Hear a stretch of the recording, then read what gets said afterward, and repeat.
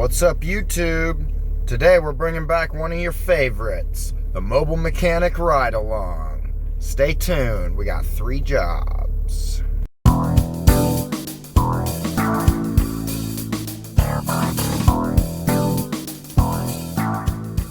Alright guys, we just arrived here on the scene. We got an Acura MDX. We're going to be getting down in there and replacing the alternator. So let's get started. Alright, finally got that old one out of there. About to go in with the new one. As usual, you got to take out the power steering reservoir a little bit. We removed to the coolant reservoir. And then the alternator fits way down in here. So, got to pull it out this way. It's a pretty big pain. There's a little bracket on the top right here with 2 12 millimeters in it. One goes into the block, not this one. This is the bottom alternator bolt 14. This one goes into the alternator in this bracket, just like that. And then this one bolts to the motor, and then it's upside down. So actually, I'd take that back. This one goes through here and the alternator. And then this one goes through into the block. So the longer one's for the alternator. That's for the bottom. And it's a bit of a struggle, but you can get it out. Actually, I have a video on my channel of a Honda Pilot, I believe it was, with this same engine if you want a more in-depth review. This is sort of just a ride along for the day, but we got this new one here, about ready to put this in. As far as these go, some of the vehicles that this engine is in are a little more difficult to work with than others, but as far as the tutorial goes, if you've seen one, you've seen them all. So go ahead and get this one put in now. Alright guys, we got that alternator installed. Must say it was a huge pain in the ass. I got it down in place, and the little bushing for the mounting bolt on the bottom was pushed in too far, and it was in a super tight space.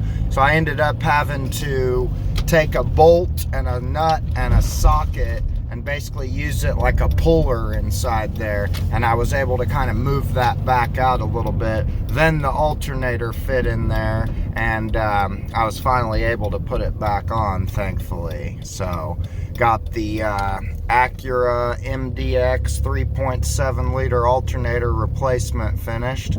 Now I'm about a freaking hour and a half late to my next job. It's going to be just a battery on a Chrysler Pacifica. So let's get going, and we'll be arriving shortly.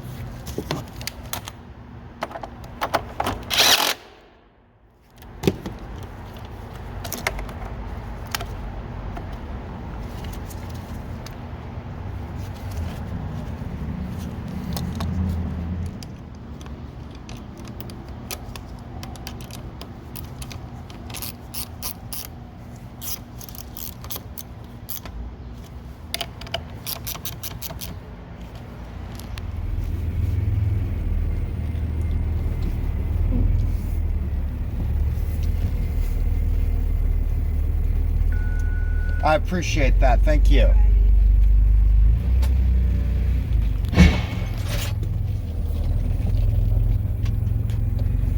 Sound like my damn van scraped on something pulling out of there. That didn't sound good, but we are on the way to the next job. Last job, it's gonna be a mass airflow sensor and an air filter on something. I can't remember what it was. I think it's a Ford, one of them big cone-shaped filters, but I'll let you know when we get there. I have to look on my list. I write all these down, and I work on so many cars, sometimes I don't remember what it is till I'm pulling up. But we're headed to the last job of the day, so stay tuned. All right, guys, just pulled up on the scene. F150 right over there. We're going to be replacing the airflow sensor and the air filter. All right, so here we are at the F150, and this is some weird shit that I've never seen before in my life. I guess I've worked with these air filter boxes quite a lot, but never really replaced one of the sensors. So it looks like you definitely can get in there and unplug it, but based on the design of this, I believe you need to replace the entire unit there, because I am not seeing any possible way of unbolting this or getting this apart in any way. But might have to do a little more research here. Maybe this pops out. We'll check that out. Nice, we scored, guys. It did come out, which is crazy because I've actually owned 3 of these trucks in my life, and I never knew that this came out like that. That is crazy. Well, it looks like we got a couple of security Torx holding that on, and the electrical connector, and then we should be able to put on our new one and replace the air filter. Man, something must be on my side today, because I pulled out this T20, which is the size of the security Torx that this has, but it was a regular one, right? Or so I thought. It was filled with a bunch of crap, and I thought this was a regular Torx, and so luckily I ended up being able to see that, and I was able to clean it out with a pick and some brake cleaner, because a lot of these ones that I have are not security Torx, and then some of them are. If it broke, I figured it was because it was a security Torx. Like there's another one that's not, that one is. So it's just kind of hit or miss, and I got extremely lucky that I had the right size, and it didn't even seem like I had the right size at first. So if you're a mobile mechanic, it's a good idea to have security Torx on hand just in case. So I've already cracked these loose. I'm going to loosen them up by hand and swap over that sensor. All right, old part off, new part bolted on.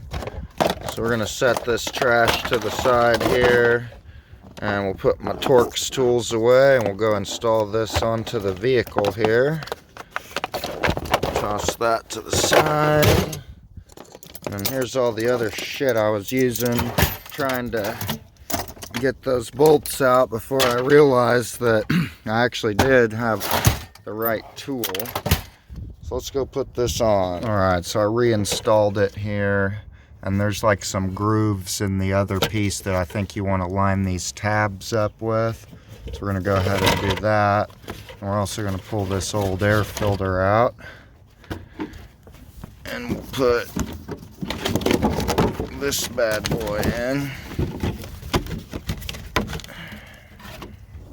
Much cleaner indeed. Not that the old one was horrible, but we'll go ahead and put this in there, and we'll get that clipped up.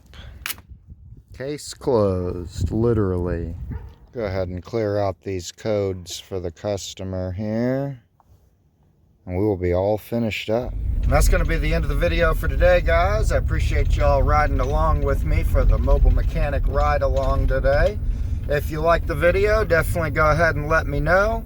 If you are a mobile mechanic, leave a comment below, and let me know if your days look similar to this, or maybe what you're doing different. Also, if you want to leave a comment about anything else, feel free to do so as well. Also, we're trying to hit that 3,000 subscribers by the end of 2024. We're falling a little behind. Only you can help. Subscribe to the channel and I'll love you forever. Otherwise, stay tuned for many more awesome videos on the Andy's Auto YouTube channel. I'm Andy, signing off.